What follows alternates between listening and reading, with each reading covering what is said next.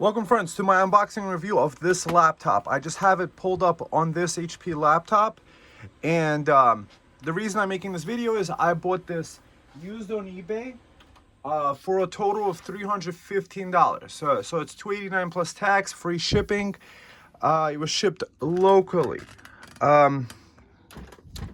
So on this video we're gonna quickly review this unit and see if it's useful. So I looked up the listing, and this looks like the listing that's there.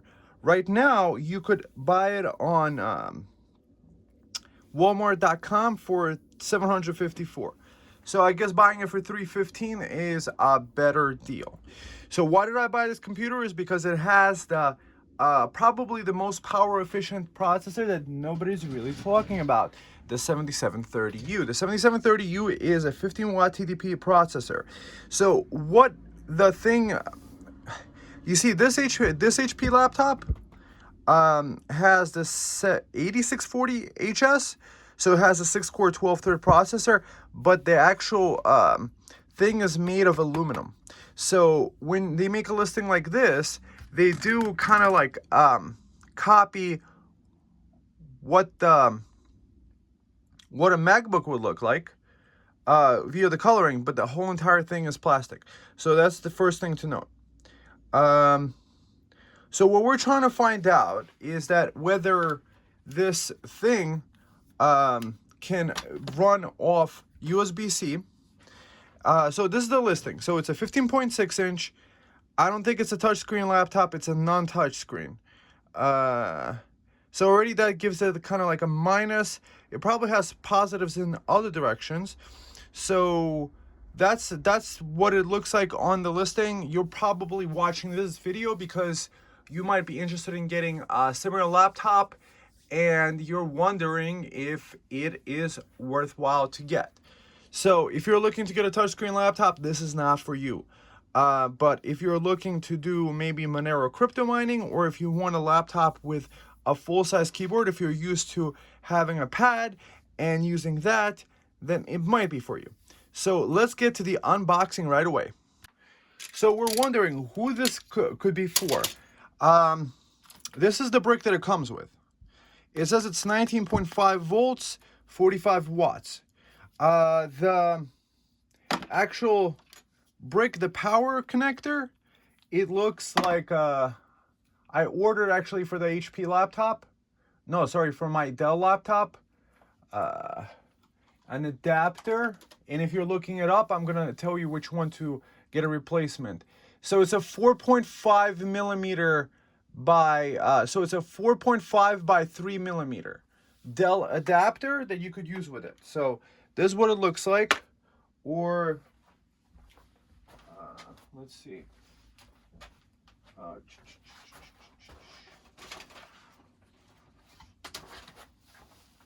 You see, it fits onto the Dell. So that's one of those things. So the 7730U, so it's a 4.6 by 33 millimeter power adapter. So you see it fits in here. So now we already know which one, how to replace this port with a USB-C. However, it probably charges off USB-C over here. So we have a USB-C, USB-A high-speed port, an HDMI port, and two of those things. The HDMI, I don't know which speed it is. So if you're trying to run like 4K monitors, high refresh rate, probably not the laptop for you. Super speed over here, and it looks like a combo headphone microphone jack. This thing is plastic all around. So even though it looks all aluminum like, it's probably going to get scratched up. So if you're looking for a more premium experience, I would probably go with this one. This 15.6 inch HP also has the 7730U. It powers off USB-C on one side. It has an SD card reader. And so you could power off these guys. But what it is lacking is,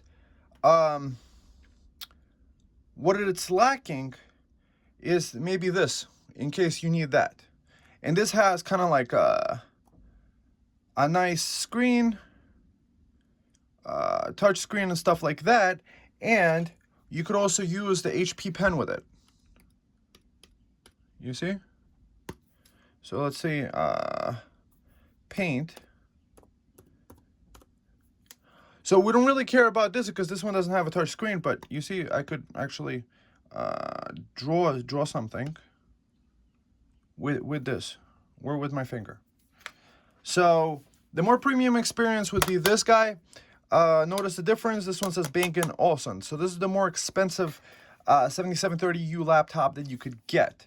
And it kind of like folds backwards. So mind you, you can get them around for a similar price. I've seen this guy used for about $370, and this guy I bought for $315.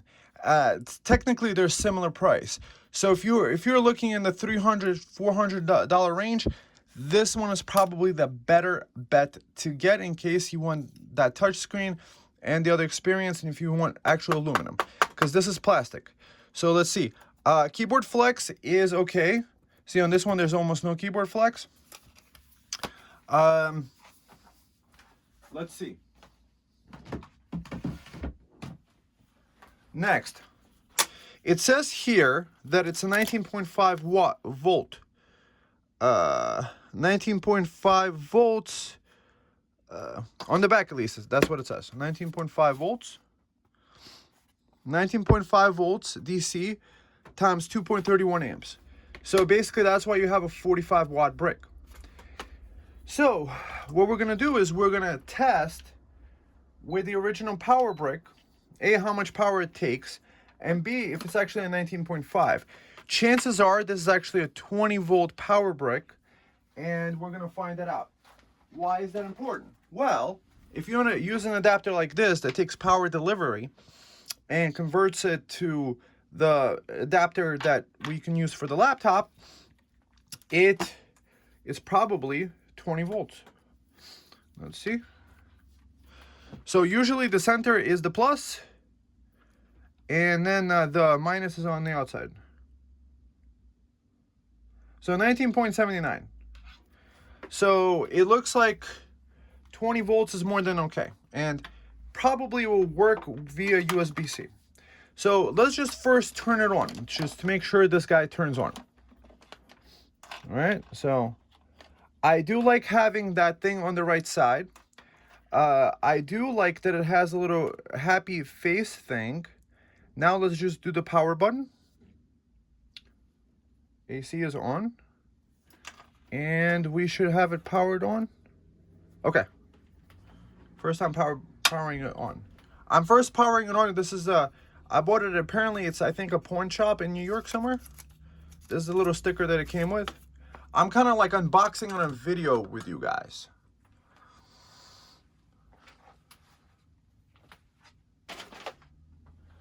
So it looks like somebody that's Spanish brought it in, or Hispanic speaking, brought it in the laptop, and it looks like it has Windows 11 installed. So it boots up, so this guy gets a positive feedback from me. Next, what we're going to do is we're going to open it up, and I'm going to install Windows 10 on it. Maybe I shouldn't install Windows 10 on it, but so it looks like it's charging it up at 45 watts. This is the fan turned on when it's charging up.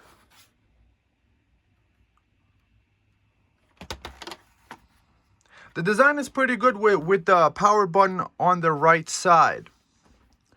Over here. Oh, it is a touchscreen. Okay. So, this is a regular touchscreen. It's not touch pen enabled. So if you want a touch pen enabled, you would get the laptop, the 8640 HS laptop that's also HP, that has a real aluminum thing. So perhaps the best way to tell which laptop you might want to get for the more premium versions, it looks like they don't use these stupid little power adapters. Because if you lose this, what are you going to do? So it is charging up. So let's see. Let's disconnect this guy. And let's see how it charges up with a USB-C. I have a USB-C over here. right? Wire. Plugged into here, right? Plug it into here. Turn on the USB-C. So this is a 65 watt USB-C port. Is it going to accept power on this left side? It looks like it's not accepting power of the left side. So that is already a minus on it.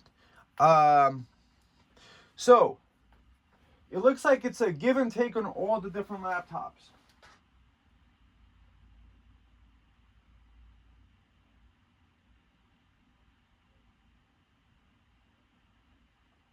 So if you're getting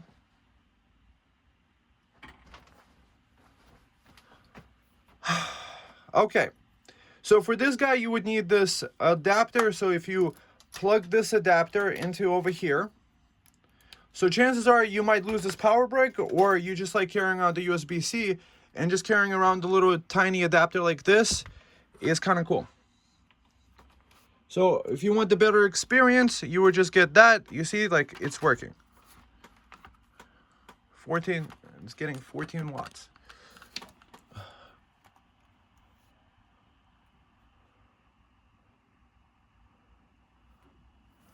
I think it's working. So it's taking 4 watts from here. Maybe the laptop is fully charged. I really can't tell, because that is really cool that it's a touchscreen. I was not expecting it to be a touchscreen. The positive would be if you got the HP laptop, you might get the better thing, because you could actually get the ability to write. So if you want the ability to write, chances are you want an HP laptop that's a 360 2-in-1. Those have the functionality. It looks like the adapter isn't working. Or maybe it's going to sleep. I think this might be just the idle power. So pin, let's see, 11111. So that's what you get with Windows 11. So I'm going to need to take out the drive and install Windows 10 on it fresh. Now let's take a look on what it has on the inside. It's probably solid memory. And we're going to see the type of drive in there. And then we're going to make I guess, a Windows 10 for it. Interesting that it goes into this guy. Like it's turning on and off. Huh. So I think it does work, because then it would be taking 0 watts, right? So 0 watts, plug it in. And it looks like taking 2 watts. So it's maybe taking the minimum to maintain the power on state, or the hibernation state that it's in. Okay. Next. So I do like that it's a touch screen. That's fantastic, because they didn't tell it to you about that in the listing.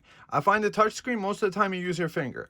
Having to use a pen is very rare indeed, and most of the time you're not going to be using it. But having that ability is kind of cool. So let's open this baby up and see what's going on the inside.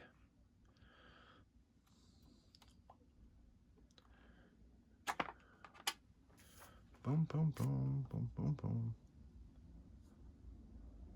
Power it off. Okay, so it's looks like it's very easy to get to the internals. I'm interested how it sounds like. So it looks like the back screws are slightly longer.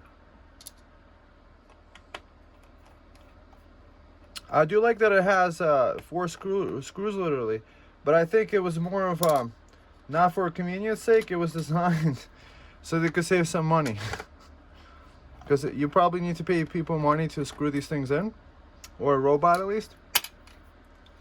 Now let's get this chassis off.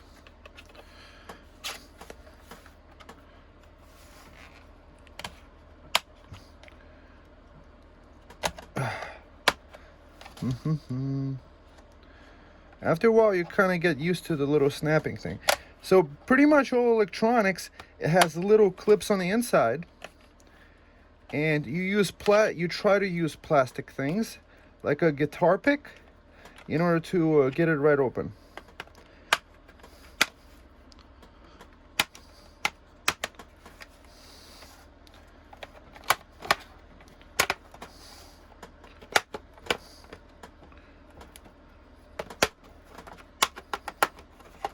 Okay, little snappies.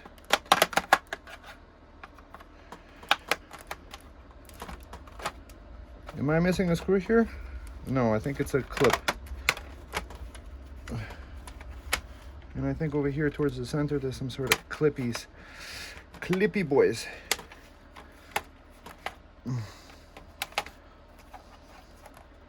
Am I missing something here, guys? Okay, there you go. Okay, so I'm pretty much pleasantly surprised here. So here's the cooling solution. So the CPU is here. So it looks like the standard for the 7730Us. This is what the back of it looks like. So see, you have the Wi-Fi Bluetooth modem here. So one of the first things we do is we got to disconnect the battery. So in order to disconnect the battery, we have to unscrew it looks like, or we could get it like this. No. So that is a minus if you're servicing this. So it is cool that it uses upgradable RAM. So this you can upgrade the RAM on, which is nice. I do like that. I don't appreciate having to unscrew the battery. So let me put on some gloves because that's the standard operating procedure for laptop stuff. And if you haven't subscribed yet and thumbed up, please do, and put your comments down below. What do you guys think? Like, is there something you guys have a question about? I think we already went over the ports. We got a USB A here, both super speed. USB A, power jack here, a USB C super speed, probably 5 gigabits. I wouldn't expect 10 gigabits, and another 5 gigabits, probably USB C. We have NVMe SSD, so you can only have one NVMe SSD on here. So 1, 2, 3 screws. We need to disconnect this because you see that the way that it's connected is like right here, and then this battery pops up. So let's do that now after putting the gloves on, because we want to practice safety when doing this stuff. If you don't take out the battery, you could damage the components, because like, let's say a metal screwdriver touches one of these things and there's electricity going through there, it could burn out that component, which is not a good idea. So if once we disconnect the battery, we don't have to worry about that, because we're also going to replace the thermal paste on the CPU, because that's what I like to do. I like to use this stuff called PTM7950, because this stuff doesn't dry out. It doesn't have a blue color, it's actually gray in color. So it's actually an internal thermal paste, and I'm planning to possibly run these 24/7. So it could be a multi-purpose use machine, including maybe running Monero Crypto mining, because that's what I found. Monero Crypto mining could be done at almost 4,000 hashes, either 3,700 to 4,200 hashes at a watt load of about 25 watts. We'll see if this is actually a lower powered laptop and it's able to do that. Who could this be for? It could be for those that are deciding to do an off-grid situation. For example, I watched this one video where the guy was talking about having a backup of Wikipedia locally on your laptop. I'll link you to the video below. Basically what he was saying is that for $300 you could actually buy this little Wi-Fi box that you need to connect via wireless to with your phone or a laptop, things like this. But if you just get a laptop used, he bought his for like $200 or $250. You could just have that. You could have the laptop and all that data stored in one place. Think about it. You have the apocalypse that happened. You want to have the data locally stored, and you probably want the most power efficient machine. The benefit of this machine, even though it doesn't pack the oomph of the newer Ryzen processors, because it's so power efficient. I don't think anything could beat that. I've seen it at idle load draw of about 2 to 3 watts. I don't think it could. I don't think any Intel chip could even beat that. So before I continue ranting on and on, let me just put on those gloves. Okay, so let's get this thing off. I'll get around to this in a minute. So it looks like, see, the heat pipes, what I found with these 7730U laptops is that there's this cooling fan. So it sucks the air in and blows hot air out the thing. So from the inside. So from the inside out. So it looks like 3 screws. And they might be the same as the other ones. I'm still gonna put them separately to the side. So all the way in the left hand corner. By the way, guys, I do appreciate if you use my Amazon links, because if you wind up buying something on Amazon, it might count it. I think it tries not to count it because whatever, that's how they make money. But sometimes I might get a kickback, which is really cool. Nice little surprise. I'm not expecting to make $1 billion from it, but it is appreciated if you're buying something anyway. If you use my link, as it didn't cost you anything. So this guy's attached pretty heavily there. Disconnect this. Disconnect this.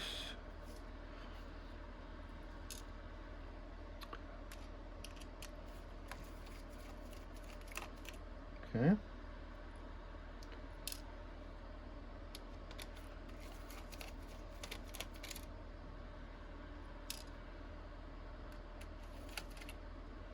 Okay. So now this guy should remove. Should remove is the question. There you go. The paste. The paste looks like it's already drying out. I do like that it's completely copper over here. And it feels almost like, okay. So I'm going to wash off the thermal paste off this using rubbing alcohol. Looks like the paint, when this is paint, it doesn't look like it got burned or something. So this is the cooling thing. So I'm going to wash this off with it, and then we're going to apply the PTM7950. So this way, I could just never worry about this again, that the thermal paste needs to be changed, as this thing could dry out. I do like that they used very much liberal application of thermal paste on this. Better, I guess, more than less in this situation. So that's the heat fan. So the cool air just gets blown over it. Mind you, if it's only using 20 watts, there's probably not that much CPU heat this CPU would be giving out in the first place anyway. So nothing to worry about there. So this is what it looks like clean. And this is what the CPU looks like cleaned up.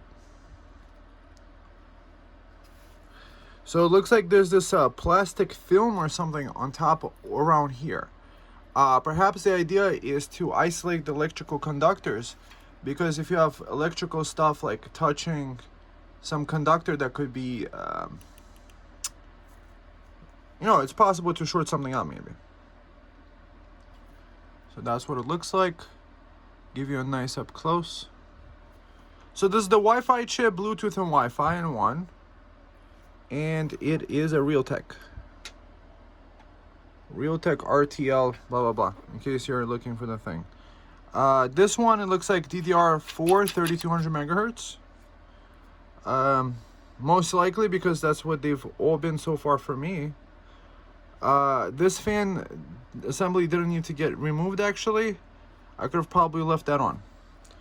So next, we're going to cut out a piece of the PTM7950 to cover up the square.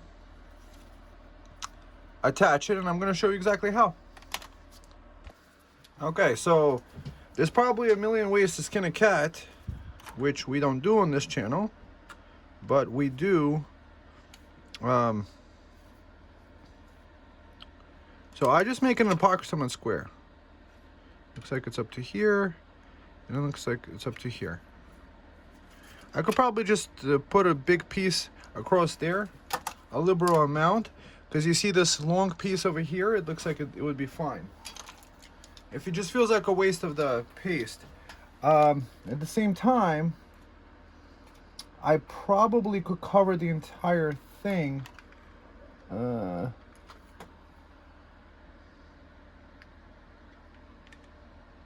But the entire thing wouldn't matter anyway, because this has only a kind of thing. So we're gonna just do it the long way instead of leaving this little tiny piece separate.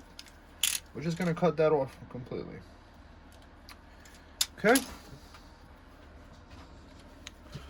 So this is the tricky part. If you're doing this, you got to make sure you got to remove the plastic from both sides of this thing, of the PTM7950.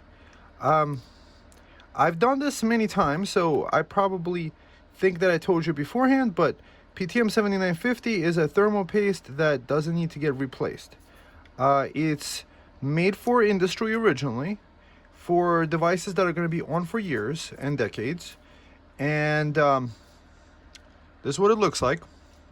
So you kind of like stick it on here, right?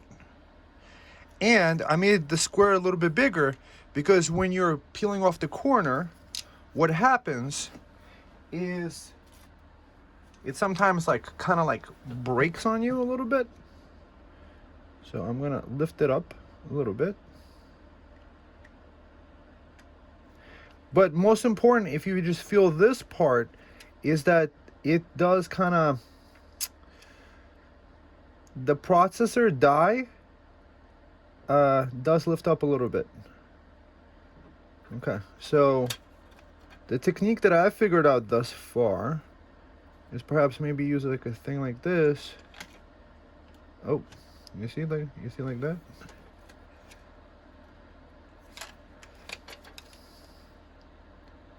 Lift this up a little bit. So we gave it a little bit of leeway, and then hold this thing down a little bit like this, and then peel it off, because sometimes it wants to like actually break the thing. So some people said put it in the freezer.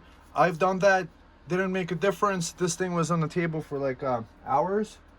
So it did stay in the freezer for a little while. So now that we did that, let's reattach this assembly on. So we just line this up. So I guess my reviews are a little bit more involved than other people's. I've watched other people's reviews. They're like usually maybe 10 minutes long. Not too long. One of these is a CPU, I don't even know which screw is for this. So let's just put one screw here so we don't lose it. And it might be the same screw everywhere. Not sure. I think it is. See, this is getting confusing. So we know these are for the left side.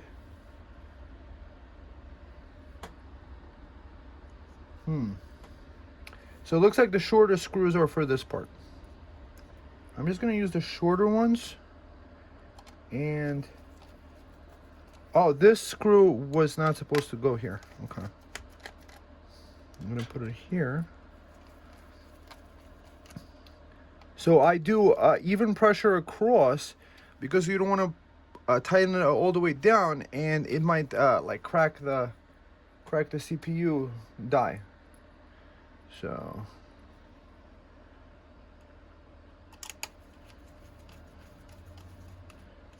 boom, boom, boom, boom, boom, boom. So it looks like it's the shorter screws here. Plugging this in here like that.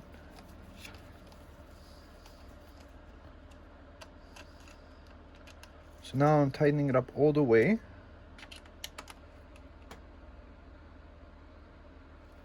Okay. Tightening that down. And once it's going to be on, it's going to be on. So the benefit is, I'm just seeing for the future reference, if this PC will be on for a long time, it would be beneficial to have that. So what are the positive features that I'm seeing over here? It looks like there's a metal backing to over here that creates extra rigidity. Notice there was not much keyboard flex. On the Dell, there seems to have been a lot more keyboard flex. This looks like this goes from the keyboard to over here. So let's reconnect the fan assembly.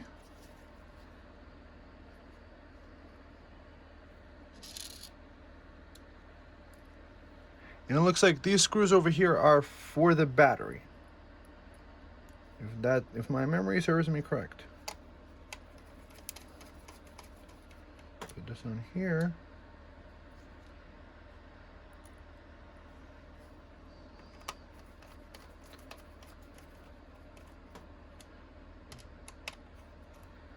It's really amazing where we've gotten with power efficiency.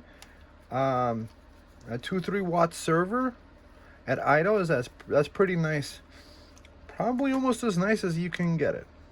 So then the question becomes like this: unless you're using like Linux or Windows, I think on Windows it would be the easiest to do the server, because a lot of the Linux stuff you could use this thing called Docker and install Linux apps in that.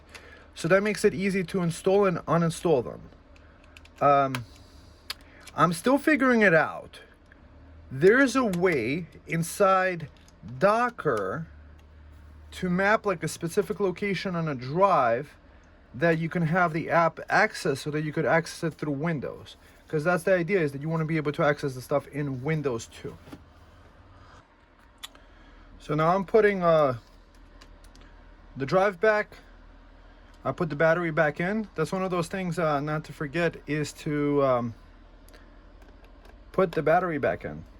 Especially if you have the wire disconnected. Perhaps maybe this makes this idiot proof, that in case you were servicing it, that you're not going to forget to put the battery in, because it just won't let you.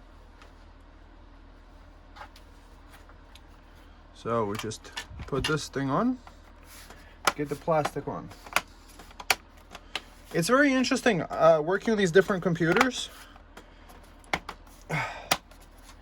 from the perspective of somebody that appreciates desktop components. I just love the low power draw. I mean, literally, I've seen as low as 3 watts on these things at idle. Right now I'm looking at a laptop, 6 watts it's taking with the screen on.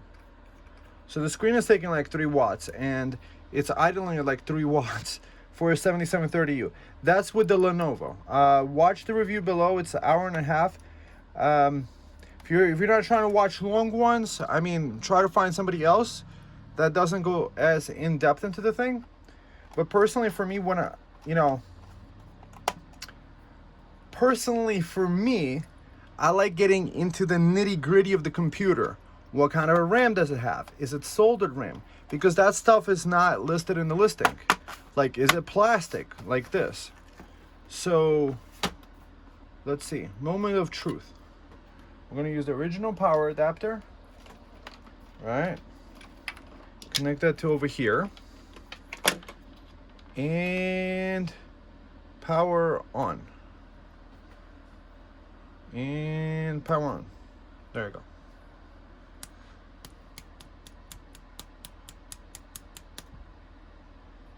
Okay, HP loading, and now it's gonna go right into the Windows screen.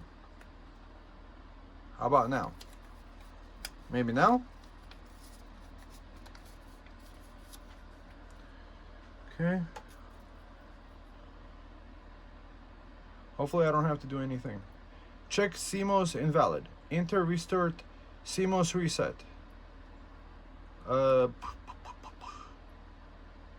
Enter to restart the computer. For more information, can I do F1, F2? Get into the BIOS. Delete. Okay, system information. So interesting system information. Total memory 16 gigs. Escape to continue. Okay. So it looks like it is working.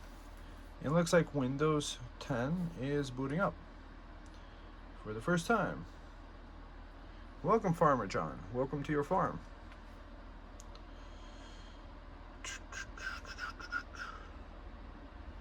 One of the first things that I noticed is that the screen is a little bit bright. Let's see. We just use this screen brightness button. Is somewhere here.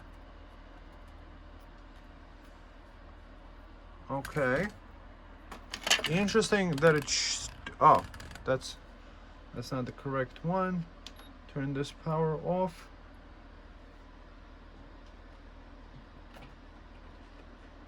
So, together with charging, it's taking 44 watts from the wall. Okay, let's connect the USB network cable to it, and we're gonna see what it looks like hash rate. The screen does feel a little bit bright to me. Perhaps it needs some installation of the stuff. Escape, Control Shift Escape. Go to Performance. CPU 7730U. Yes, I can hear the sound of it. Okay. Let's see what the Radeon Vega graphics is. Integrated. So 512 gigabytes integrated. Okay, so far I've noticed at least one computer. The difference is on the Lenovo 7730U I previously reviewed. The Slim, the IdeaPad Slim, it actually uses 2 gigs of the RAM. So if you're trying to do gaming, go for the IdeaPad Slim. That's kind of interesting. Perhaps maybe there's a BIOS setting, but I wish they would have just done it out of the box. Set up the BIOS to be the correct one. Because if you really think about it, a lot of people might want to use the GPU on the processor. So charging up and using the processor, we're getting about, whoa, I've never seen such a hash rate before. 4416. That's ridiculous.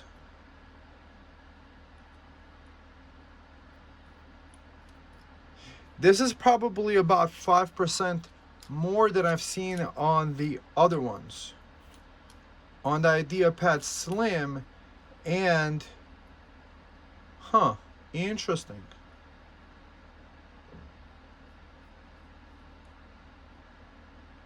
And I think it's connected through a VPN too. I guess without the VPN on, oh, now it just dropped down to a normal amount. Okay, 3300. So I guess as it gets heat soaked, it drops down. The SSD seems to be getting a lot of usage. That's interesting. CPU is at 100%. Check for updates. Resume updates.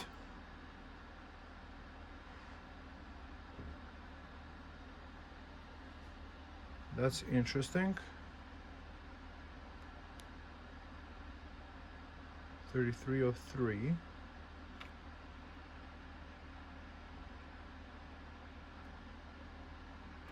So one of the minuses that I really don't like from it is that it is the screen isn't very pretty. And this hash rate is dropping down a lot. So perhaps maybe the hash rate we should check without the VPN. So I just put on an open source thing.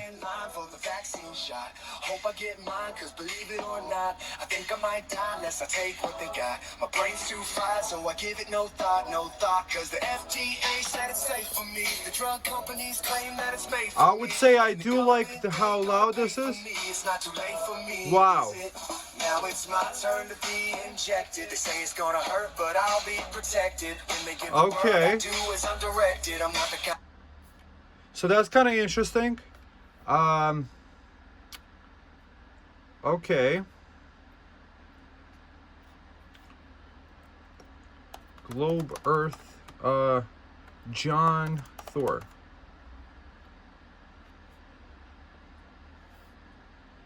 So the hash rate, it looks like 3,800 with all the stuff running, without any things like this.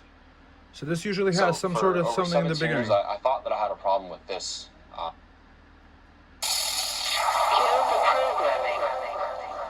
If the you, natural physics of water. this is one of those things. The surface will always remain horizontal. This is the loudest laptop I've ever heard. Is why it has been used as you want to run a club? You could actually do this very good. Pond, lake, or an ocean. The surface of water at rest always remains flat. The sound is a little bit distancy. Let's see. Kind of person to do something unexpected. I do everything the doctors tell me. Swallow all those pills they sell me. I'm afraid that germs might kill me. Vaccine, zombie. I forgot. This song is just really funny. I don't understand a thing about health yet. I do the same as everyone else. I'm a vaccine, zombie.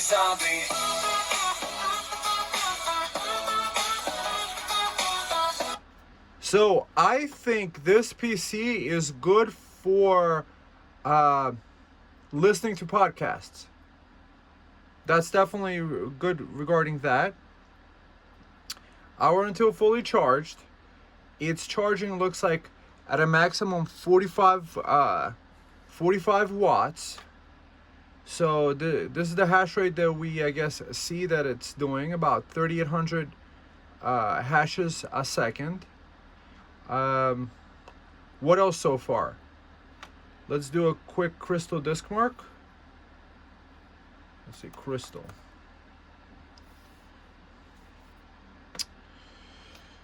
Crystal disk mark.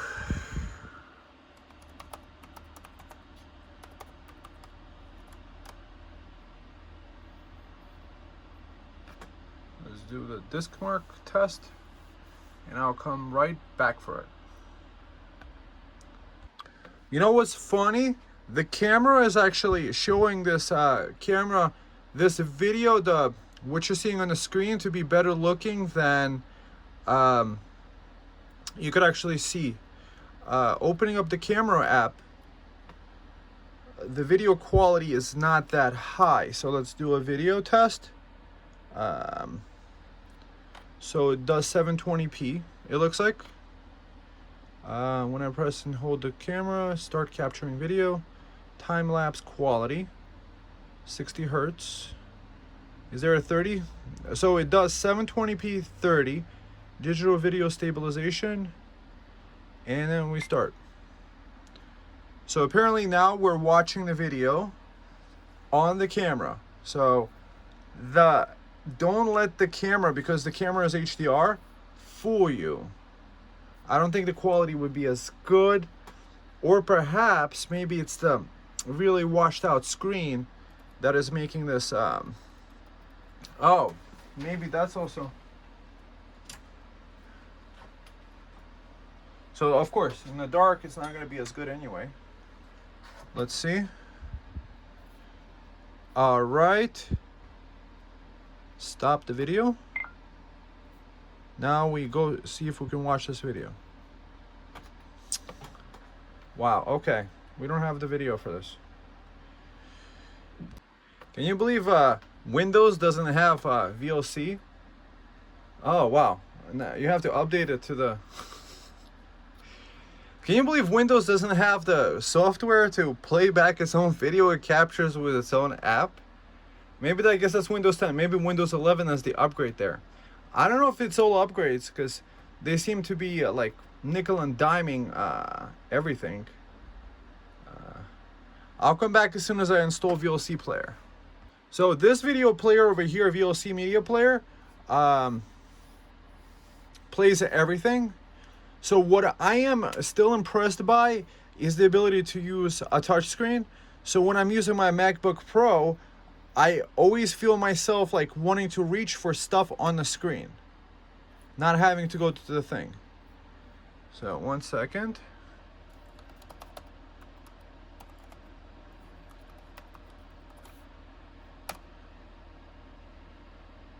Okay. Install this guy.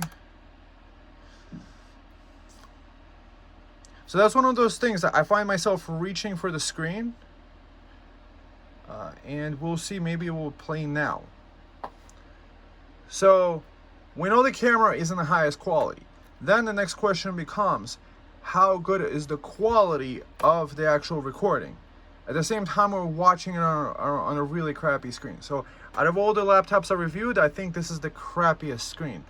Perhaps maybe because it's glossy, I don't know. Regularly check. Everybody's trying to spy on you. Or maybe it's just... No. Okay. Where does it save to? It's probably saved to File Explorer.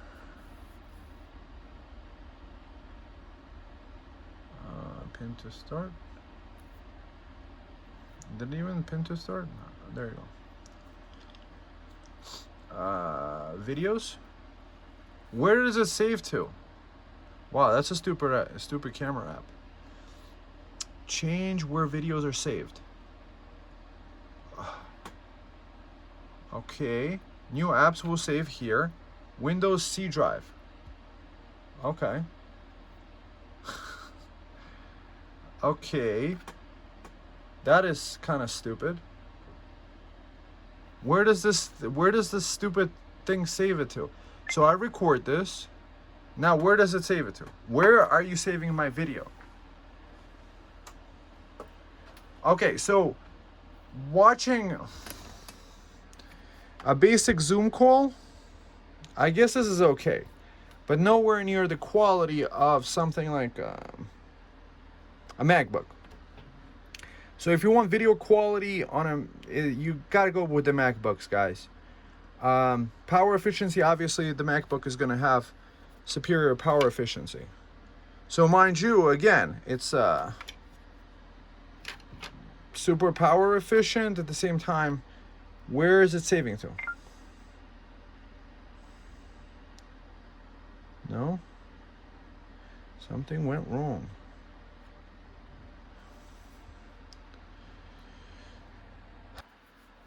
I am very much satisfied with this hash rate. This is actually 500 points higher than like at least this max hash rate on the other 7730 UPCs that I've seen. This one being 4755 is a big deal, and this being 4200 stably, and it's taking 45 watts from the wall while still charging. It's going to be a little while before it charges up. So in an hour. I haven't really changed things around.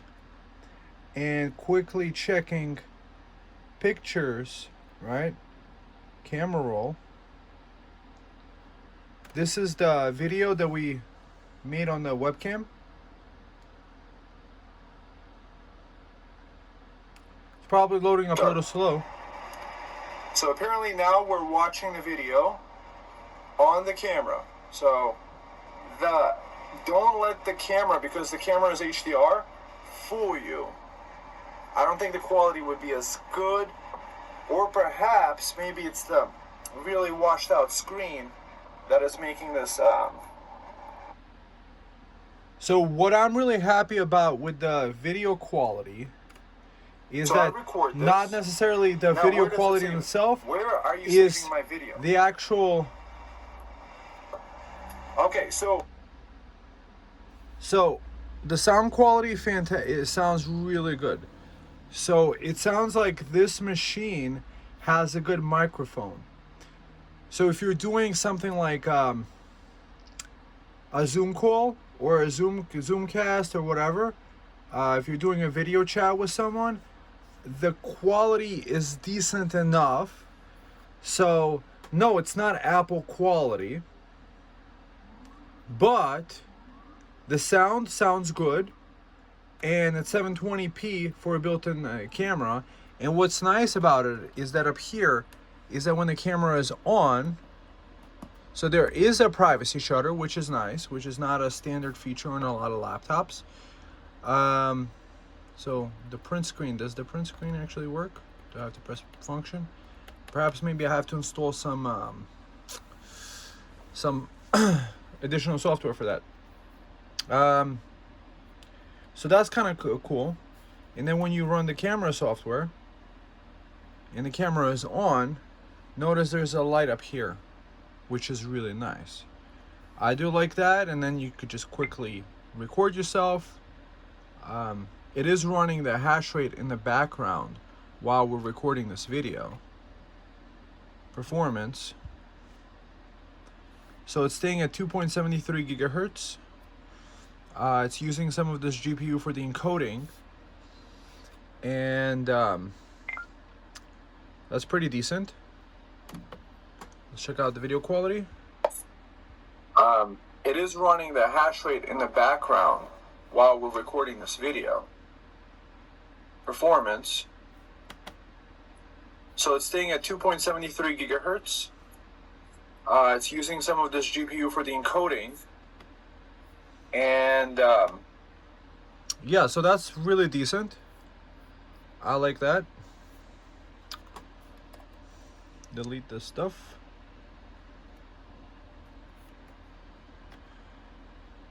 So what else? We're gonna let it charge up. So it did go down a little bit while we were using the other apps, but this high rate looks like it's higher than standard that I've seen, which is cool. So we could probably do the Heaven benchmark, run that. So I turned that off, and now let's run this. Resolution is system, run. Oh, let's also look at Radeon. So now that I did turn off the extra mining in the background, it does feel a lot more snappy. So audio and video, video profile, system, factory reset, issue reporting, adrenaline edition. I'm trying to see, is there some sort of use hotkeys, anti-lag boost. I was trying to see if it has the overall Radeon FreeSync, I guess that's what it's called. So I'm just using these settings: resolution system, custom preset, quality high. Let's do the high quality preset.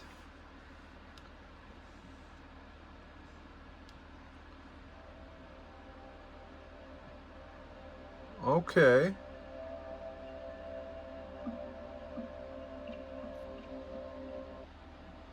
I'm very much impressed. Did I get like a special chip?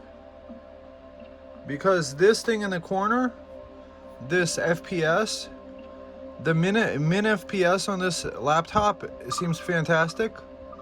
Max FPS looks fantastic too. And this 77, what? I feel like I got a GPU in this thing. Huh. Interesting. Could this be a great GPU for gaming? I'm not even sure. Is there some sort of optimization on it?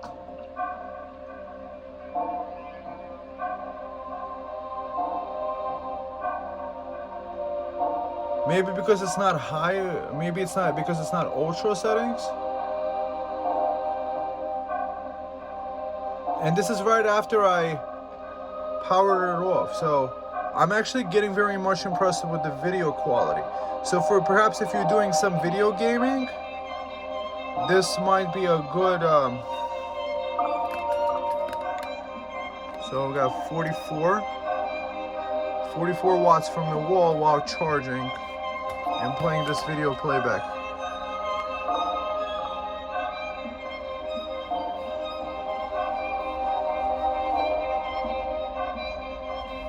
Down here it's saying FPS 62, min FPMs, we did not drop lower than 39. Did I get a magic CPU? Or maybe the build quality is not the same in all of them, and perhaps maybe HP has the ability to make the thing better? Maybe I'm testing it in a different quality from the other ones. Maybe it was, maybe other times I tested it in ultra quality or something like that.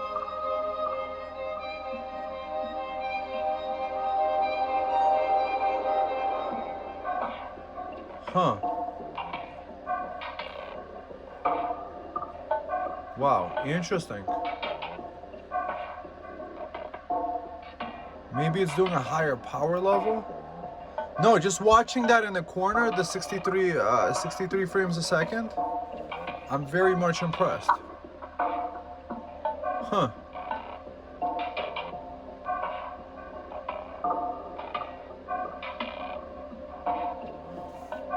I'll come back for it when it's done.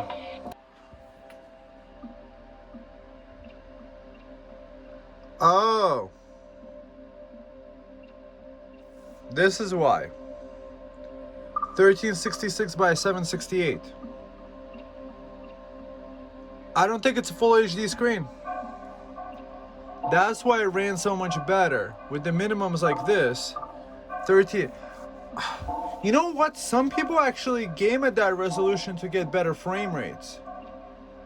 So if you're doing some gaming, that might be the better choice. Ah. So can we actually blame the... Huh. Interesting. So that's one of the things we discovered, that it's not a full HD screen. This is where they saved the money. The 1366 by 768.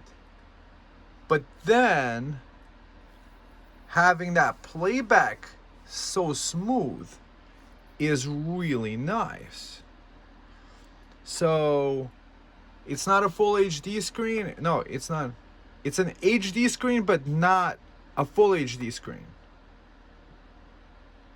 Yeah, because that's why I was like, hey, how can I do that at 1080p? No, it's not 1080p. It's probably a little higher than 1080p. Looks like. This looks like 720p, which is HD. Mind you, is that DVDs have been at 480p. So it's like double the DVD quality. And for regular playback of videos, that's interesting. So having a chip like this in here is just hanging out and doing a great job. Okay. Let's see. I don't want to go on YouTube because everything is like copyrighted there. Let's do music video Health Ranger.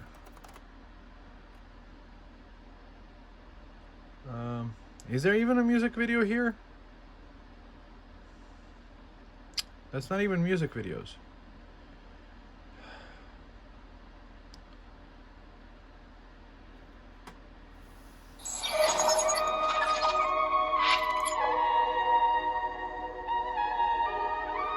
Okay.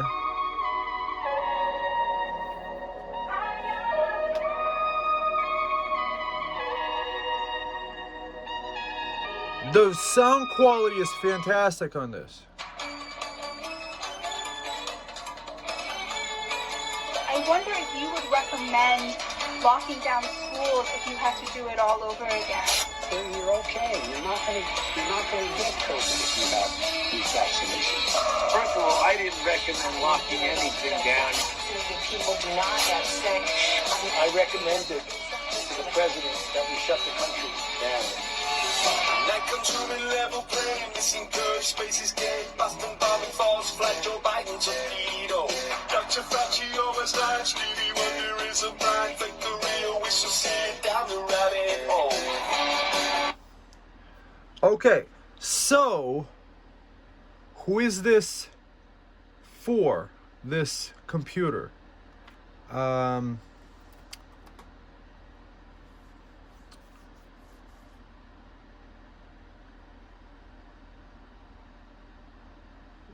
This computer is for somebody that is trying to survive the apocalypse, that wants the lowest power draw possible. So it has the SD slot, so the memory is not soldered in, so you could kind of upgrade it. So the graphics, Radeon graphics, 512 megabytes. Let's do the bench CPU. The 768 makes it kind of okay for the processor, for it to feel extra snappy, which is nice. CPU single thread. Let's see what we can compare it to.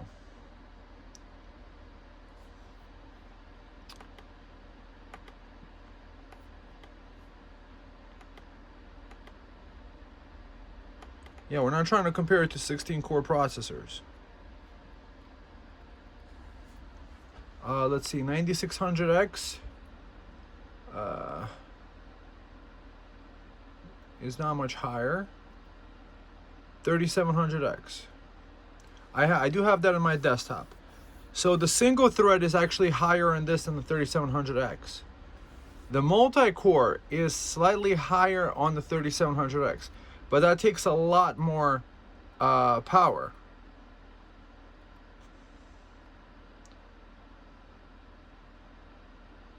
It definitely whoops the booty off the 7700K.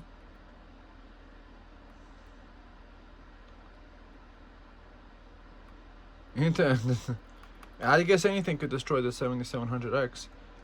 It is better than the 1700X. Super fantastic. I mean, look at that single score. It's like 50% higher. So what I'm going to do is I'm going to let this finish charging up, and we're going to look at what is the baseline rate of power usage when, let's say, like you put the screen down, let's say that goes down a little bit. So 36 watts, it's almost charged up, so it's probably charging up a little bit slower. And we see in the left hand corner it goes up to 38 watts. That's 38 watts from the wall about. So if you do use a cigarette plug adapter thing, that could work well. Next, let's actually see if we can switch over from the AC to the DC power to this USB-C with this little adapter. Will it charge? Will it still charge the same? So we were charging at about 36. Now let's see if we could charge at a similar rate. Why is it charging at 5 watts? That's my question. See, it's not even charging. Power mode on battery. So perhaps you need a different kind of like adapter for this. But then it still said 5 watts over here.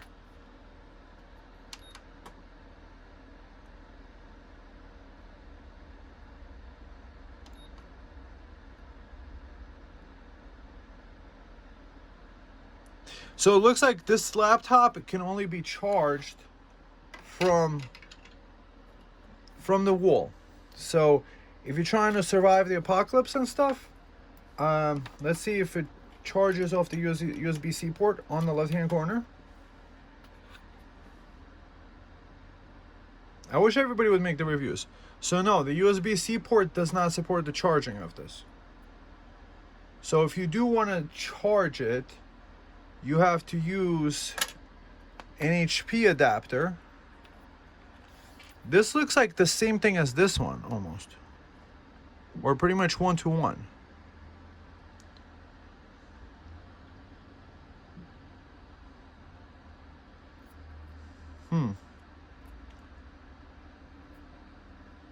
Interesting.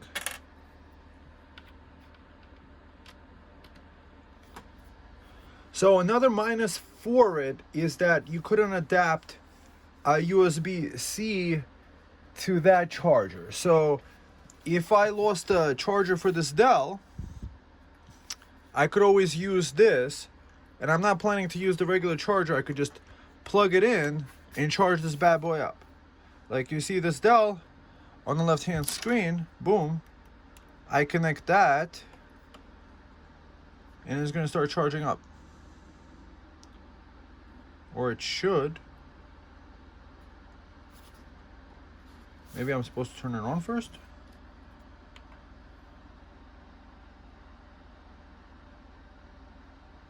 See, it's 20 watts now. Okay. So that's the benefit of the Dell. So it can function from DC power supply. Where is that useful? Well, that is useful when you're in a car. You want to just use one of these USB-C adapters to plug into the cigarette style plug and then plug in to the laptop. So I guess that's another minus on it. Walmart still has it for way too expensive. Let's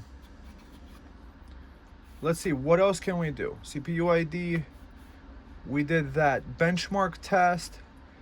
So technically for gaming you could, because it has the lower resolution screen and you wouldn't have to go to any extra settings inside the games to change to this resolution.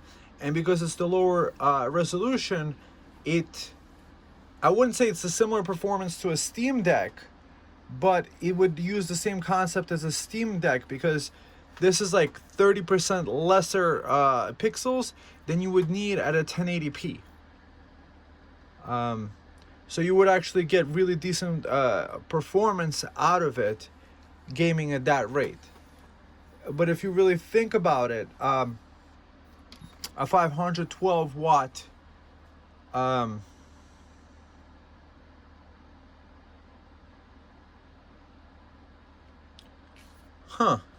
interesting.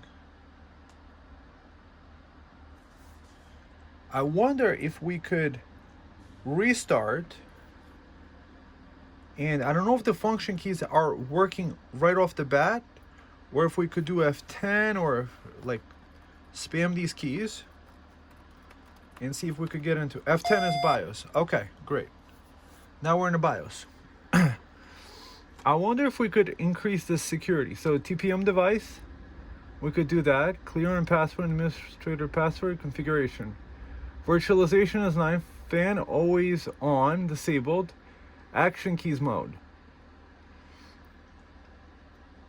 Disabled requires pressing, enable requires pressing only F1 through it to activate action keys. So that's kind of cool. I do like the little smiley face key. That's kind of cute.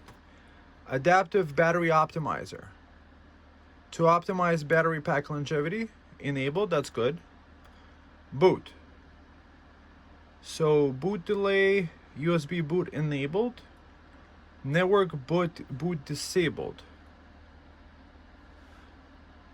That's kind of cool that you could change that. EFI boot order, OS boot manager, Windows boot manager. So you could do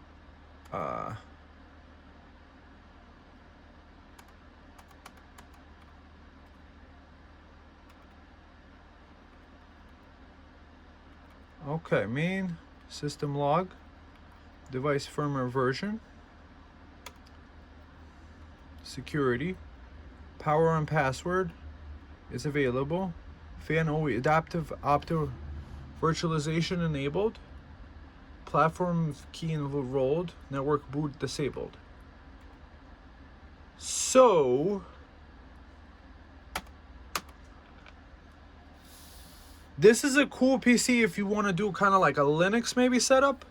You could just do F10 and then boot into the BIOS options. I do like that you could get into the BIOS very quickly. F1, let's see. F1, you could do the help. You really can't change anything here. So you could do a system log, security, administrator, power on, password, clear, clear TPM, configuration, virtualization, language, action keys mode, secure boot enabled, platform key enrolled, pending action, and then that's about it. It is quite easy to get into there, which is really nice. Okay, so I'm gonna let it finish charging up. It is for me a little bit disappointing that I'm not able to use my USB-C adapter, but perhaps maybe this is the wrong size for that, because that one actually said Dell on it, and this is more like HP. But it seems like it does plug in there, and it does seem to take like 5 watts. Oh, that's a good idea.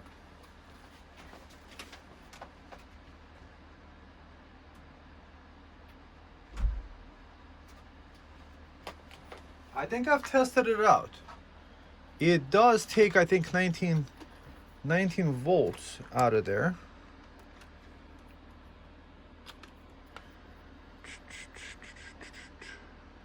Plug this in the middle. The middle is usually positive. So 19.78 volts. So my then question becomes, how come you're not accepting that? Maybe we'll accept this guy, this other adapter. This one says 19.5 volts, but it's actually, it would be like 20 volts from here, from the power delivery. Let's just double check that.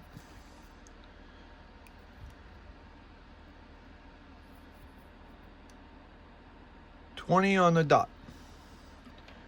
So let's see. 19 and 20 should be very similar. Let's see. Can it actually charge the guy up? Okay. So I was wrong with that. Okay. So I would need to use this specific adapter with this one because it works with that. I'll link you guys to it. It seems like this specific Dell one doesn't work with that. And now notice it went from I think 44 watts. Was it 40? Okay. So you can charge it with the DC. Okay.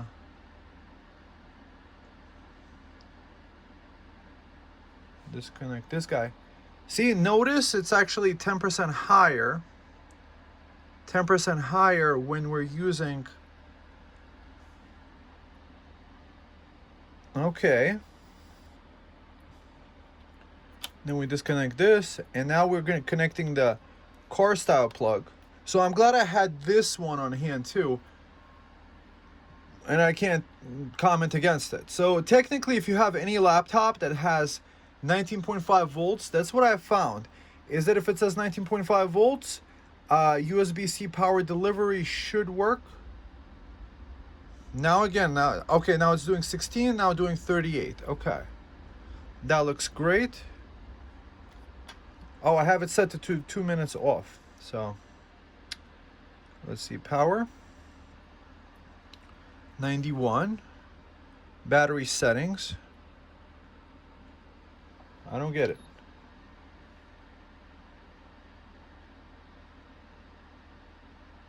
It says power mode on battery, but it's not showing that it's charging. So that's the question. It says 39 over here, I mean, that's the adapter. If we turn it off,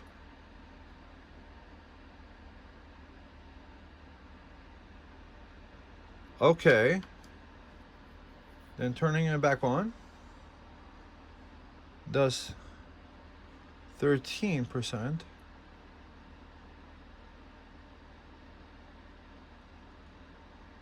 That's very interesting. It is showing on my USB-C adapter that it's charging, but the little charging icon isn't showing up here. If you use the original, right, there's something funky with this HP laptop. So if I plug in this original AC, plug it into here, see, now it shows that it's charged up. So my conclusion with this laptop is that it is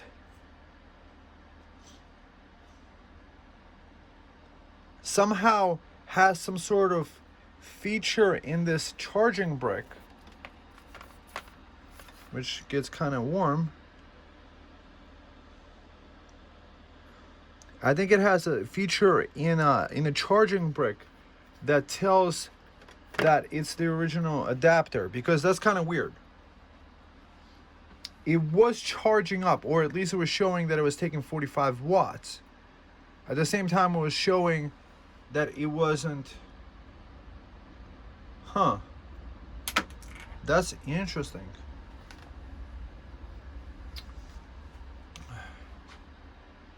Okay, what other tests would you guys wanna do with such a laptop?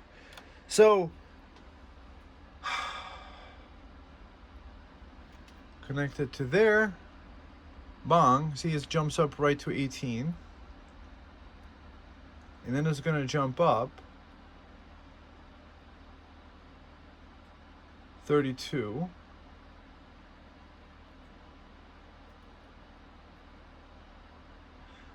Then the question becomes like this, right? You have to ask yourself, if it charges up, if you just plug this into the battery and you don't see the battery going down, and you just don't have the battery charging icon, do you really care? Or could that be some sort of negative thing with it? Another thing that's possibly you could do is run it from without the battery. Because maybe if there's no battery charging icon, maybe I got a feeling maybe I'm gonna come back. So I left the computer on to do some crypto mining for a while, and I let it charge up. So it looks like right now it's powering directly from a power brick and doing XMRIG crypto mining. Why do I use the XMRIG? Is because it's free, it's open source, it's replicatable across many computers, and it does random stuff to the CPU. So mind you, it's not the most perfect of benchmarks, but if you were, for example, trying to use a PC for mining crypto, this might be one of the best ones with the 7730U. I haven't found one better, not to say that there isn't anything better or is going to be better in the future. However, with this gen of processors, we are talking about a 2023 processor, 8 cores, 16 threads, and that really does matter. We are plugged into the AC plug, so we're using the original power adapter. The power adapter is about 55C, so nothing really, I mean, it is warm, so nothing to report there. What I'm interested in is what is really happening on this other side with the vent. So 50C, 48C. So it looks like the cooling fan is on this left side with that circle, And remember that heat pipe? It heat soaked over here. So it looks like the highest points are about 51C. And it leaves at about 45C. Excuse me for not showing that on the screen better.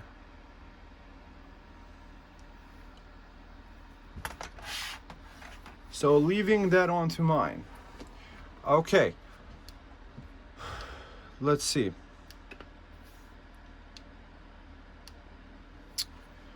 Let's now look at what power it uses at idle on the desktop.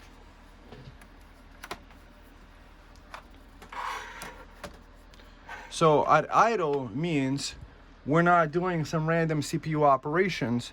So this is still pretty decent. The 4,000 hashes, I do like that. Now let's go to the performance. Control-Shift-Escape is how I brought up that screen.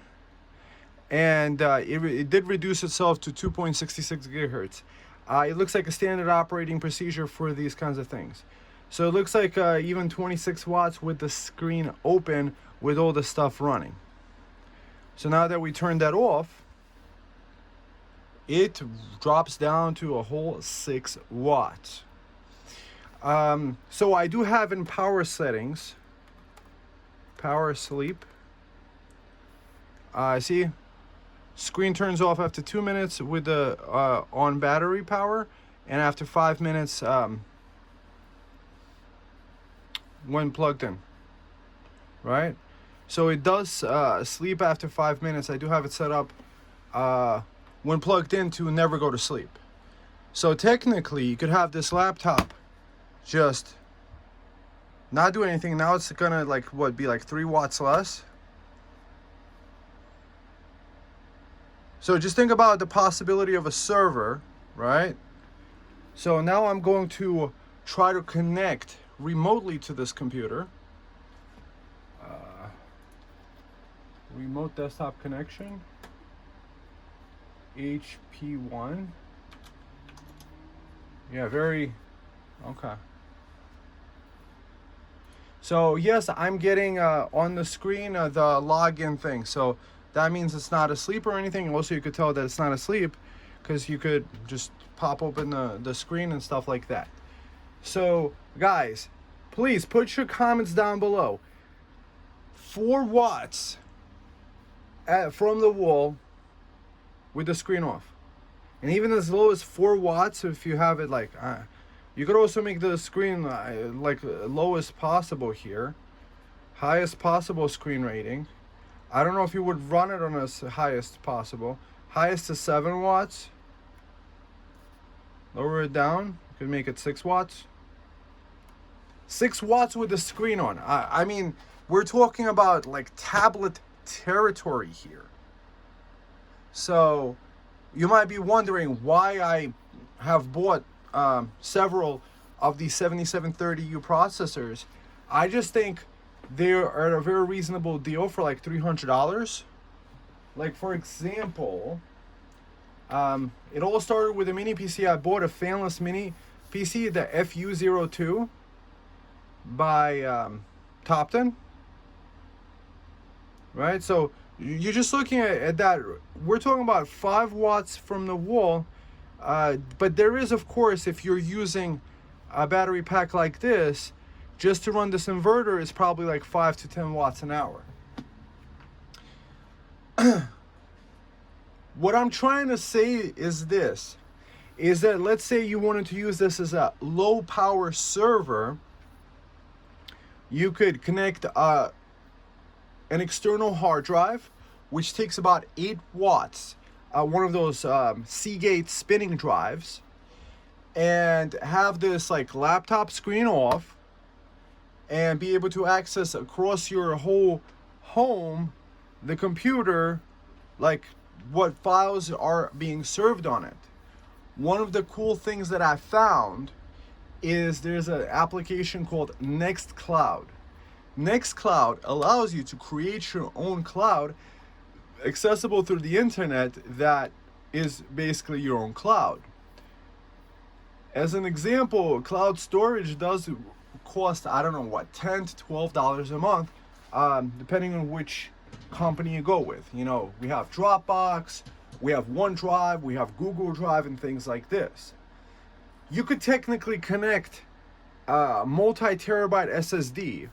Your files aren't going into the cloud, and then you could use the next cloud to be able to access the files on this laptop remotely on your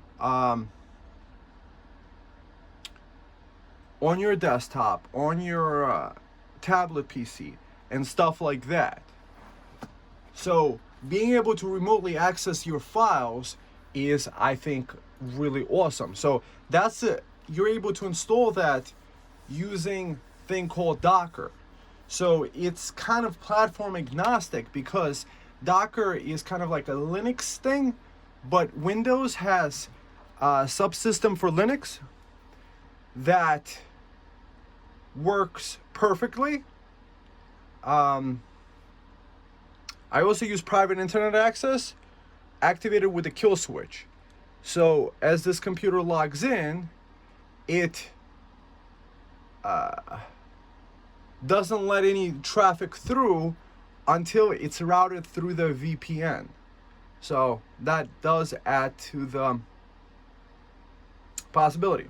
So if I can say in the best way, it's the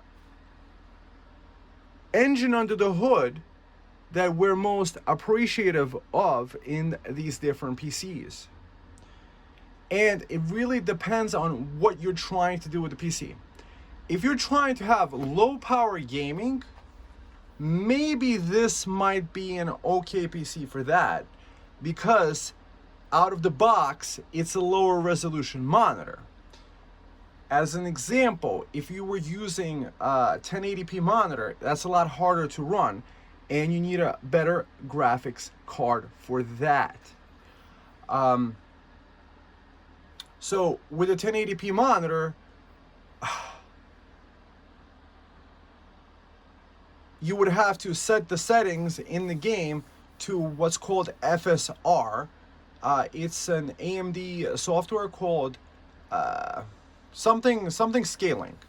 So it renders the resolution a little bit lower than the screen resolution is, and then it upscales it to whatever your screen resolution is. But since it's a 756, we're talking about maybe going from a 720 to a 756, or just play the 720p. You would be able to actually get probably a pretty decent gaming experience. Of course, not the same as on the 780M graphics. So that's the positive benefit. So with this PC, I would say it is not, the screen kind of sucks, so it's not good for gaming. So schoolwork, yes. If you're doing an off-grid kind of setup, if you're trying to run a server, what I'm picturing with this computer is that connecting a bunch of USB cameras, and let's say put them outside the door of your house to be able to see if there's like some strangers coming onto your property. What are their options? So there's the Nextcloud, then there's your own private server, then there is the ability to run this 24/7 from a solar power. What I don't like about this PC is if I do use this adapter from USB-C to this, I can't really lose it. I could be wrong. HP, I apologize in advance if this is the situation. However, it seems like maybe I need to install a driver, something like that, for it to be able to detect that it's being charged by that. But my power bank does detect that it is sending out the power to the laptop. So this charging brick is going to be married with this laptop forever. With the other laptops, the Dell, the HP, the Lenovo, I am actually able to use USB-C power bricks. So my favorite, I guess, would be the HP The HP with the aluminum body. Let's see. Whole bunch of laptops here. HP with the aluminum body. Okay. So we got this Dell. This one looks better than the Dell, right? But the USB-C power, maybe I haven't checked it. Maybe when it's powering up, I think I've seen the charging up of it. This one might be the better bet. What I do like about the Lenovo Slim, the Lenovo Slim 3, is that it has on the inside,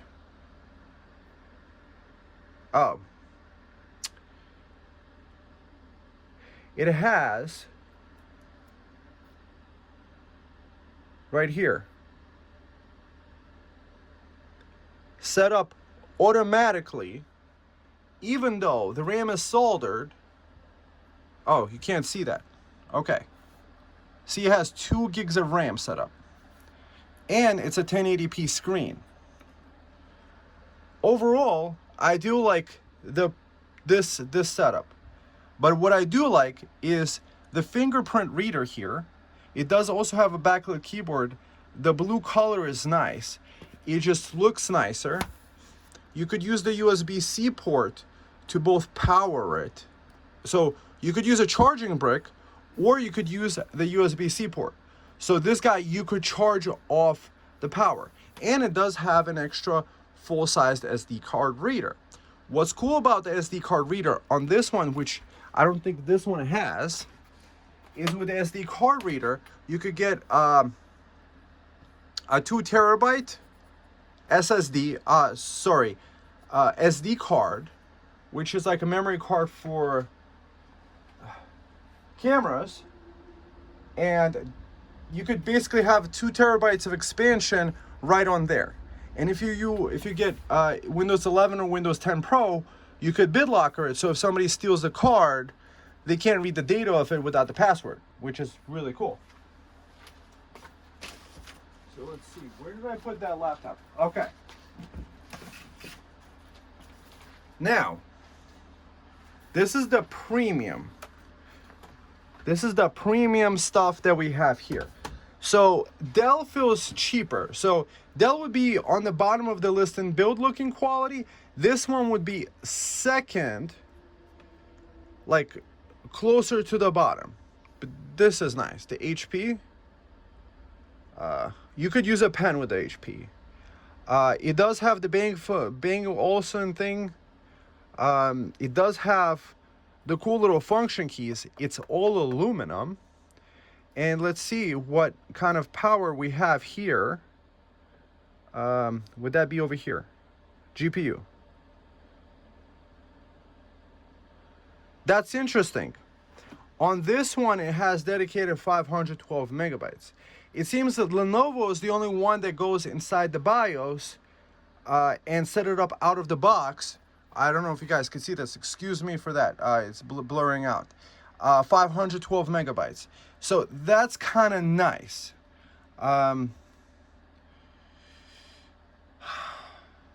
Being able to just power the stuff, being able to do this is kind of cool. So then the question becomes, which one do you like better? And of course, it is powered by USB-C. It has that SD card expansion, and it has 2 USB-C ports right here on the right and an HDMI port to power the device. So the most premium device with the 7730U you could get is the HP laptop. I do have a review of it. I've just bought several of these units. For me, I'm trying to also look at the price per performance. I paid, I think, maybe the biggest price for this. With I think tax, it was like $380, maybe closer to $400.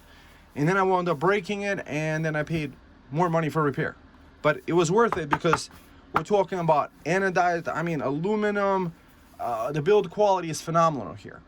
The RAM is soldered on here. On here, it's not.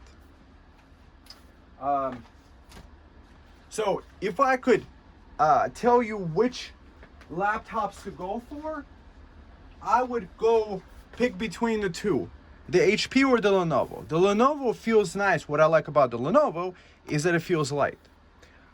So each one has pluses and minuses.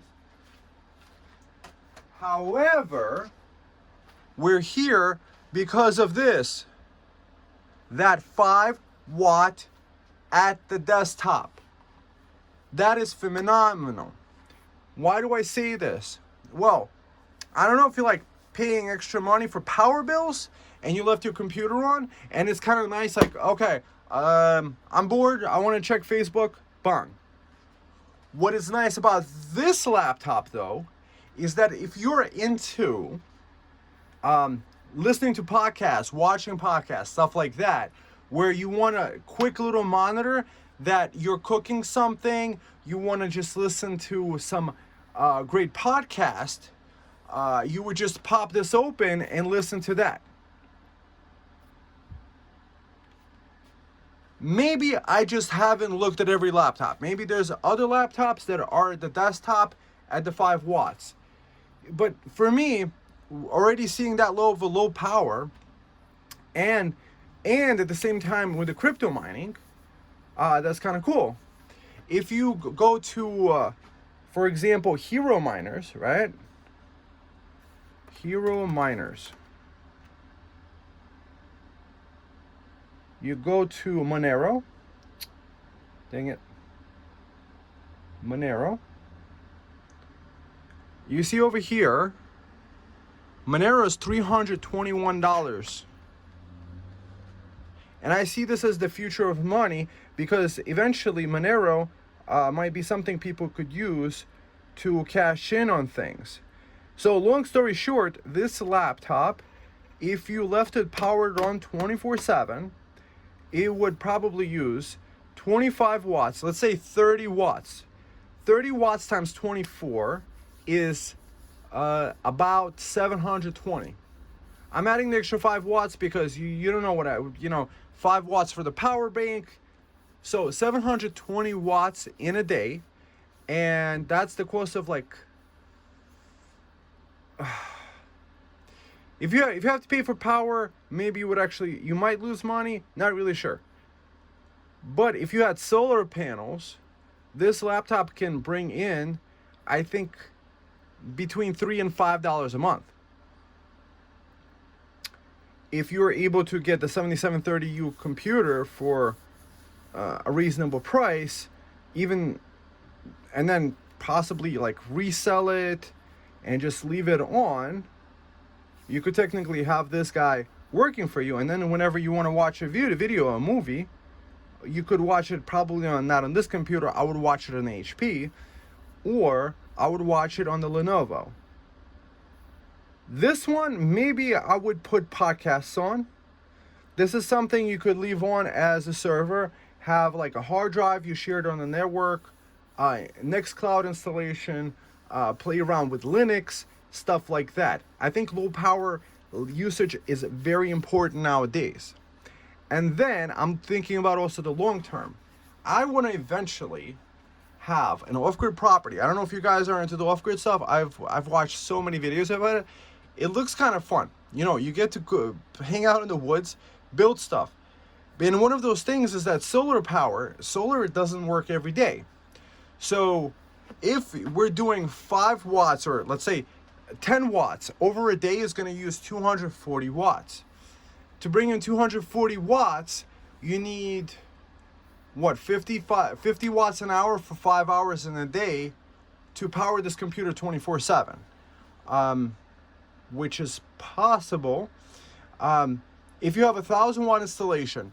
So if you have complete darkness during the day, and if you have 1,000 watts of solar in parallel, you could bring in 100 watts an hour. So like that's 500 watts in a day at minimum.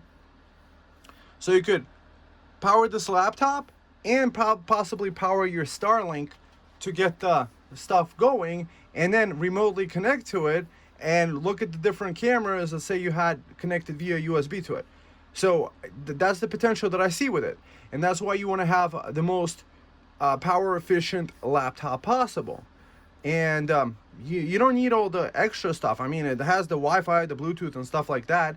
It doesn't have any Ethernet ports, but it does have like cool stuff like the numpad. I am a numpad guy. I don't know if you guys are numpad guys. I'm a numpad guy. I think it's a fantastic feature. Let's see. Do I have to press F1? I think there's some software I haven't installed yet. I'll get around to it. So long story short, would I recommend this laptop? It depends on your use for it. Would I recommend a 7730U laptop? Yes. Possibly any of them, but the price has to be kind of right to make it useful. For example, I did see one HP, the touchscreen laptop, for like $360 plus tax, so that's about $400. That's about $100 more. This one I paid, I think, $315 with tax, like $290 plus tax. I think paid like $315 for it. I was just looking for the 7730U processor, and the idea is this: is that you could buy a mini PC with the 7730U processor directly from China, where you're going to pay a tariff. The mini PC I ordered, it was no RAM, no SSD, fanless, mini PC. So you don't have a keyboard, you don't have a mouse, you don't have RAM, you don't have... just think about what that cost. And that was, I think, either $320 or $350. Mind you, I'm buying brand new. That's fanless, so it has that CPU without any fans, and it's in the mini PC form. So I gotta add my RAM. I do have extra RAM. Yes, the RAM is for 16 gigs, $30, but we're talking about in a $450 range just for a PC without a keyboard, without a mouse. With this, you have the keyboard, you have the mouse, you have everything. Low powered, so whether you want to use it as a server, whether you want to use it as kind of like a portable thing, whether you will want to have like a doomsday vault where you want to have enough power to power your stuff. I mean, you're not going to do a doomsday vault with a Mac computer, because Mac computers have like 256 gigs in their base models. You can't upgrade them. You can't go inside them and upgrade them. So mind you that you will usually get like 8 gig on the baseline, one of them. So it's not like you're gonna like run too many server applications or virtualization or anything like that. It's not like you're gonna learn Linux with a Mac computer. But with this you could. You have the X64 chip, there's just so many possibilities, and it's this power draw that's what drew me to the 7730U. When I'm like, okay, maybe I should get another mini PC, but then that mini PC got way too expensive. So for $315, I got a keyboard, I got a screen, I got a UPS in there, I have a whole battery there charged up. So if there is like a power outage, this laptop will run for hours as a server. That's really important. You could still remote connect directly to it. You could do VNC to it too. So you could VNC in, and if there's like video cameras you're watching, you could probably do that. You could probably do a whole host of different things that you might want to do. Or if you have Victron software, you could connect to the different Victron controllers, and you could see what kind of solar power is coming in.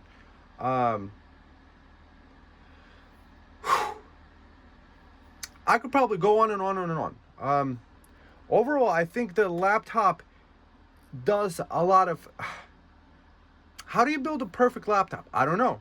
See, with the 7730U HP laptop that folds over like that, is there a lot of minuses to it? Not really much. This is one, for me, it's this power. The power is the biggest minus on this laptop. If I wouldn't care about this laptop brick, I might go on eBay, maybe like order a second one of this, just in case I have that.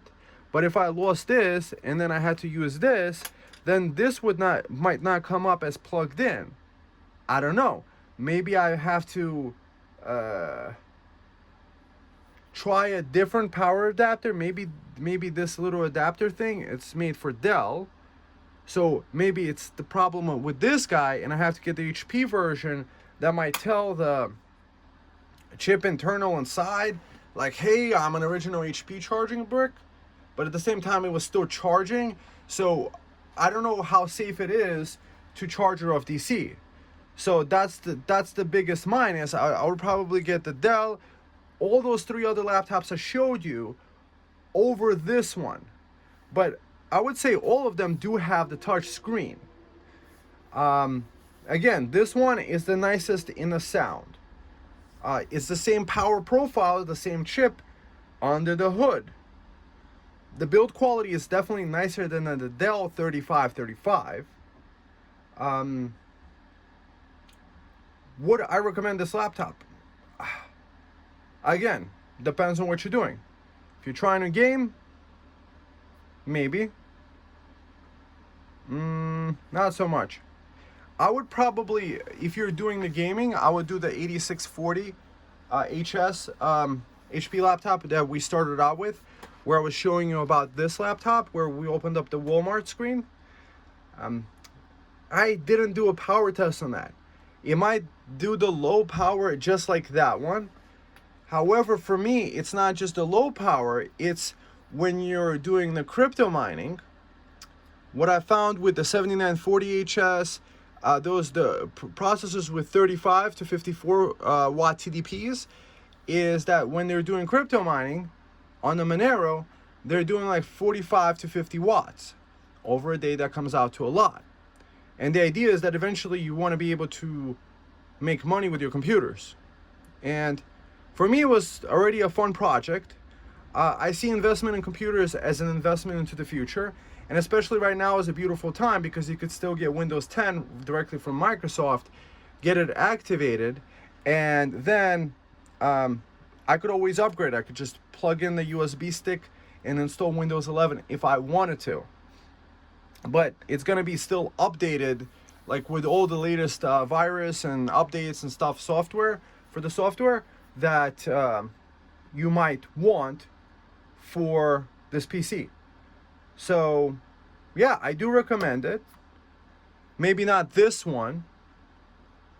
I would just search, see, like what I look for is I just type in 7730U into eBay, and I look through the listings, and I make sure I don't click on the 4 parts only, because sometimes, yes, you could save $100, but you're gonna buy a problem computer. You just want to see the one that says used, tested and used and worked, so that this way, if it doesn't work out the box, you could return it. So for me with the laptops, like the first thing that I do, and this is one of the reasons I did the video, is right on video, I'm kind of like unboxing it. I'm connecting and seeing if it powers on. Make sure that it boots into the Windows. If the Windows whatever is wrong on the PC, you could always press F10 on this, boot from a Windows 11 installed disk, USB stick, which you could go on Microsoft.com and make. There's plenty of YouTube tutorials for that. So overall, that's kind of cool. The screen really sucks on this. So Dell, HP, or Lenovo, the HP, the nice one with the aluminum casing, would be the better bet. Also, if you have USB-C on there, the benefit of that is you could technically have one USB-C cable going to a USB-C hub, and on the USB-C hub, you could connect your wired network. You could connect the wired drives to there. You could connect the keyboard and the mouse. Like, you could have all your stuff, and then so you could have literally one beautiful USB-C cable, kind of like I have for, imagine this, power and internet and all your stuff connected all in one. So consider that's the stuff that you want for your HP. So you want that aluminum HP, that's the one you want to get. I'll probably link you down below to the review of that. So I would do the Lenovo, the previous review of this. So I would just search on my channel 7730U. You're going to see everything 7730U related, because I'm a fanatic of that processor. The 7730U, and the previous gen was the 5825U. There is a NAS that I reviewed with that, and also the WR Pro AU Star. That's really cool. It has that really low power chip. The newest NAS, which is coming out, it hasn't came out yet, does have the newer chip, and it has a lot more features, a lot more power and oomph. But when it has 5825U, I think it's really low baseline power usage. I think that's really important nowadays. People don't look at their power bills. Also, I have my tinfoil hat on right now, but I think the power companies are actually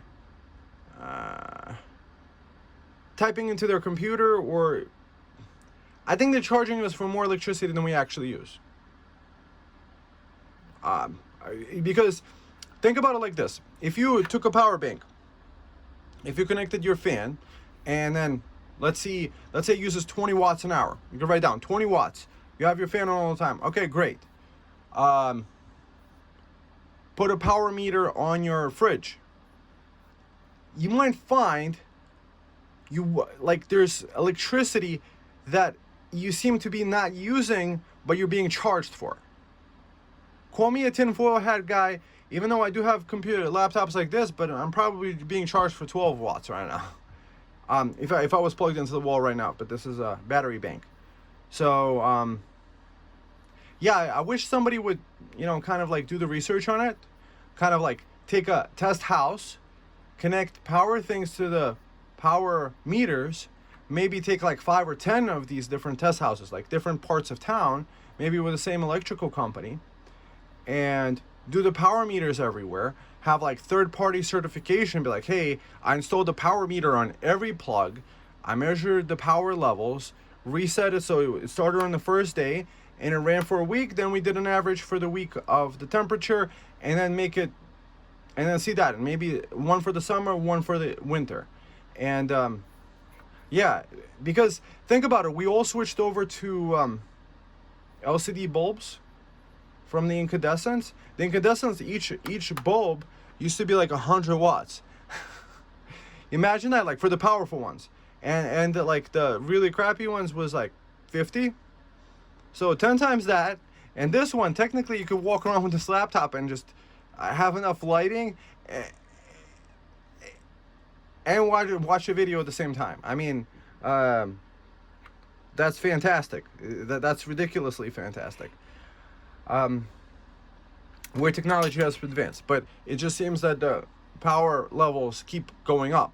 Put your comments down below. Is that what you guys think? There's got to be somebody that is one of those people that knows how to get this stuff done would want to do it, because if the power companies were put into check regarding if they are committing fraud, just think about how many millions and thousands of people, grandmas and people that don't have extra money, are giving away to the power company because, I don't know, they're greedy, or they have improper software, or they're just utterly possibly taking what is not theirs. But tinfoil hats. So especially with the power company's charge, perhaps maybe a laptop like this, maybe not this one, perhaps maybe another one. I have to keep reviewing the laptops, because this is one of those things I think that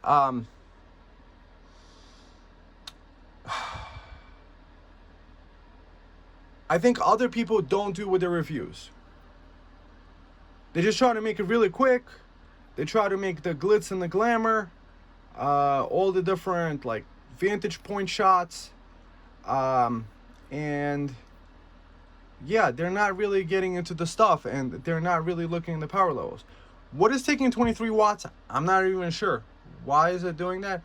It's probably charging up the battery, maybe.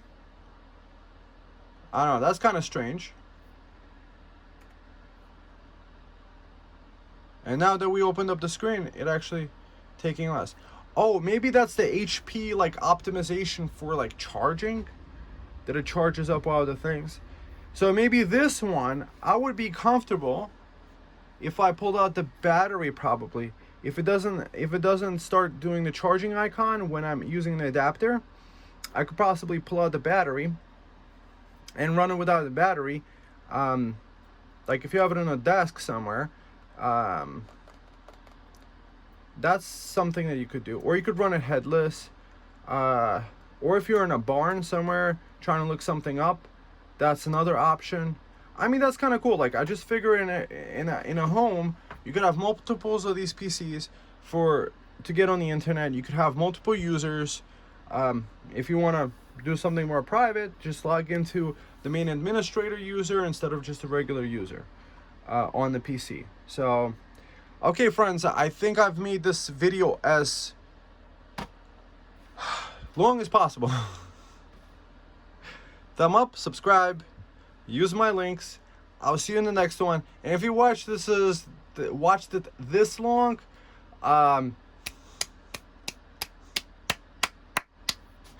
okay, friends, bye. God bless. Bye.